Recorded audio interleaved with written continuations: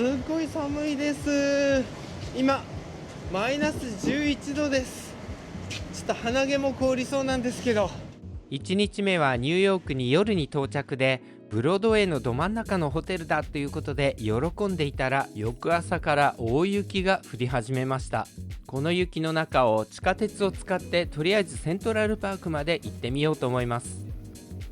ニューヨークの地下鉄は意外と使いやすくて、自分がいる場所から地図の上の方に行きたいときはアップタウン方面で、下の方に行きたいときはダウンタウン方面と非常に分かりやすくなっています。クレジットカードで乗るときだけ払うということもとても便利です。72番通りの駅の上に上がるとザ・ダコタという高級アパートがあります。ビートルズのメンバーだったジョン・レノンと奥さんのヨーコ・オノさんが住んでいたところです。この入り口がジョン・レノンが暗殺された場所になります。ザ・ダコタから横断歩道を渡ってセントラルパークに入ったところにあるのが、ジョン・レノンを記念して作られたストロベリーフィールズという場所になります。あまりにも雪が激しいので記念写真だけ撮って、また地下鉄でタイムズスクエアまで戻ります。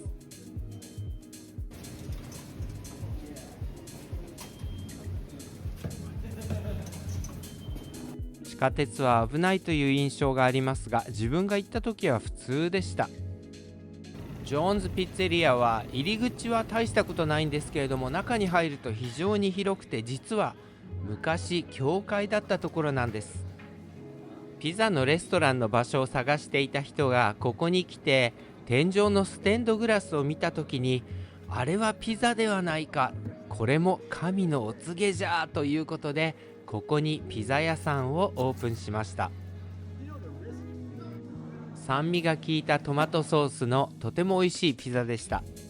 寒さが苦手なんですけれども、1週間の滞在すべて氷点下でした。まもなく有名なタイムズスクエアに着きます。はい、こちらが有名なタイムズスクエアになります。ネオンがいっぱいですね。こちらが年末のカウントダウンで有名な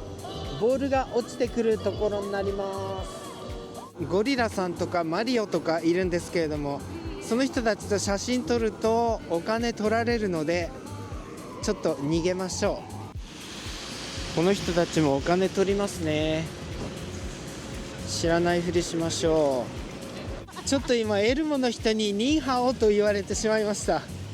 悲しいです。東京の新宿は猫ですが、タイムズスクエアはクマなんですね。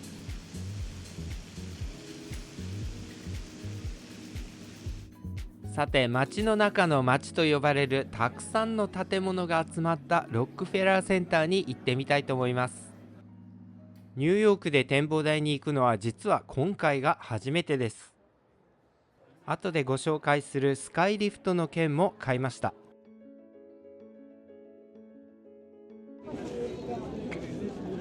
うおー、すごい。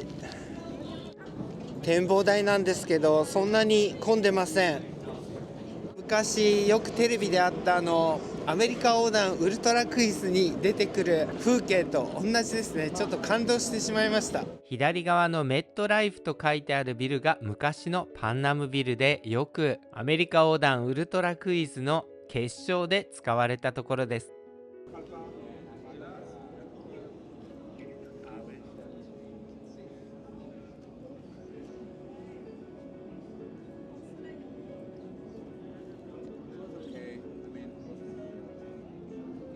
北側にはやたらと細い高級マンションのビルが建っていますが、半分以上は人が実際には住んでいなくて、億万長者の人たちが税金対策に買っているような場所です。それでは寒いのですが、スカイリフトに乗って360度の眺めを楽しみたいと思います。スカイリフトは回転しながら上にどんどん伸びていきます。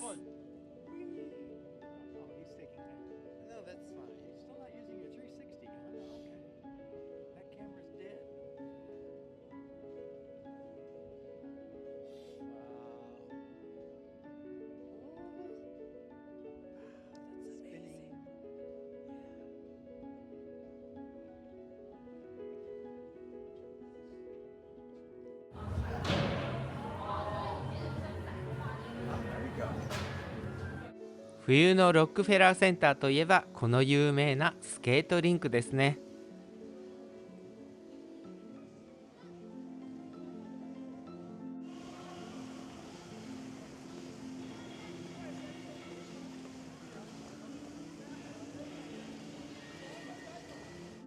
ロックフェラーセンターには NBC のスタジオがあるんですけれども、そのお店の前にはテレビ放送発祥の地と書いてあります。いろんな人気番組のグッズが置いてあります。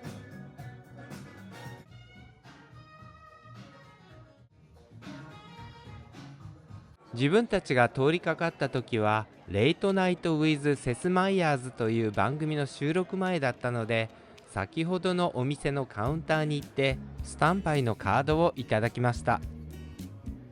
収録参加のチケットを持っている人が現れなかった時にだけ自分たちが入れるというものなんですけど、ラッキーなことに収録に参加してきました。テレビ放送が始まった場所でテレビの収録を見れるっていう貴重な経験ができました。また NBC のスタジオツアーにも参加してきましたけれども、ここではサタデーナイトライブなどのスタジオを見せてもらいました。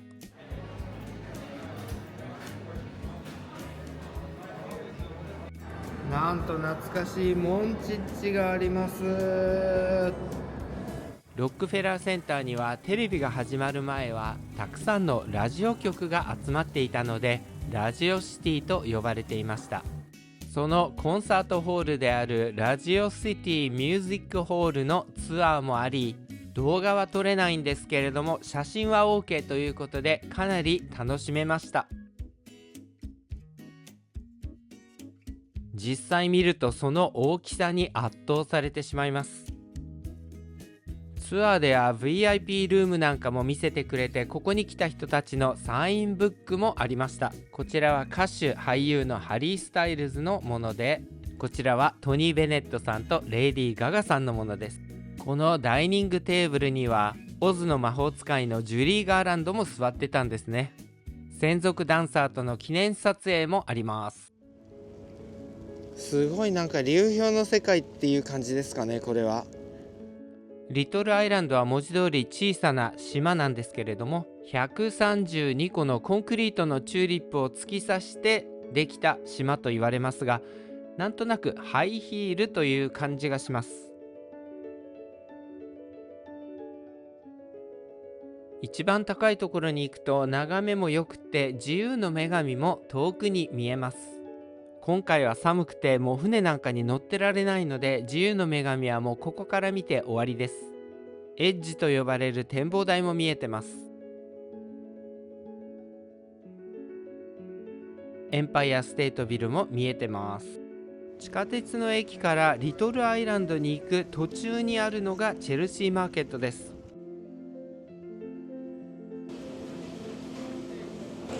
新鮮って書いてあります。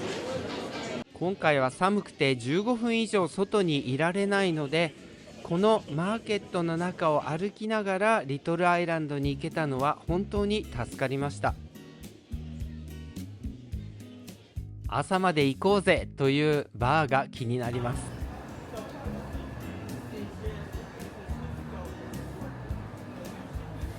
さすが夜のタイムズスクエアは明るいですね。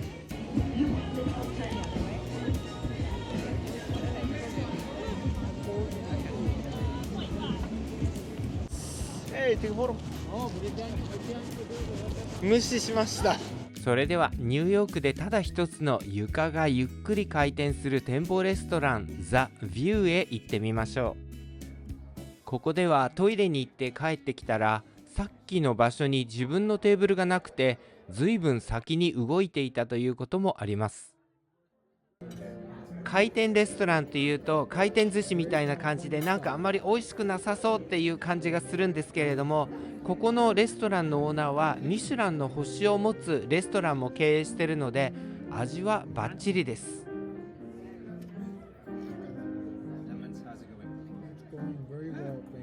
夜景が本当に綺麗でおすすめのレストランです。こちらの赤いところがブロードウェイ博物館なので、今から行ってみたいと思います。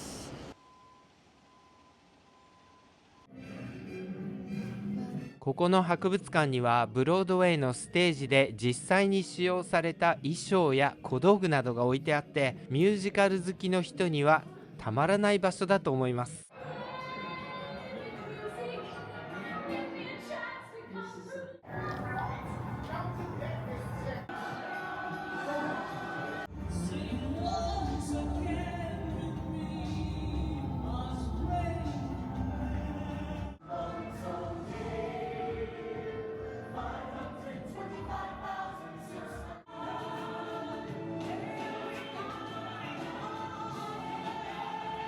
せっかくニューヨークに来たからブロードウェイのミュージカルを一つは見ようということで、アウトサイダーを見ることにしました。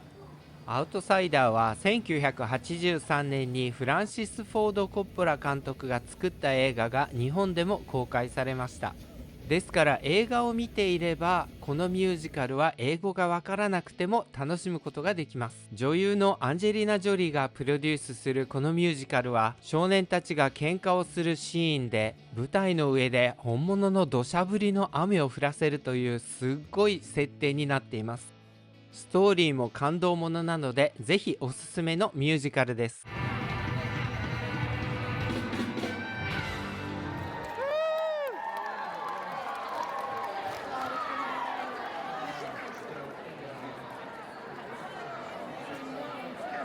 ニューヨーク公共図書館はテレビシリーズ「セックス・アンド・ザ・シティ」の中で結婚式のシーンで使われたということでも有名です。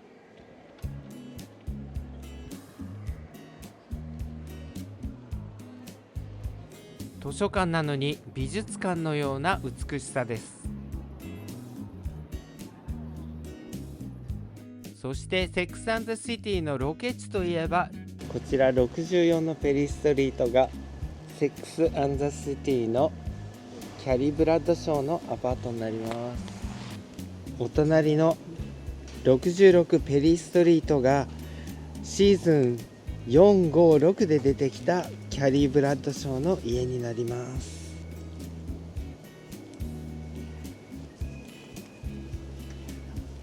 さて、近所のルシル・ローテル劇場でネットフリックスのドラマ13の理由に出ていたブランドン・フリンという役者さんが来ているということで、ニューヨークで役者をやっている友人と行ってみました。この劇場はテレビシリーズフレンズの中でも出てきます。お芝居が終わった後に役者さんたちとの質問コーナーがあるのがとってもいいと思いました。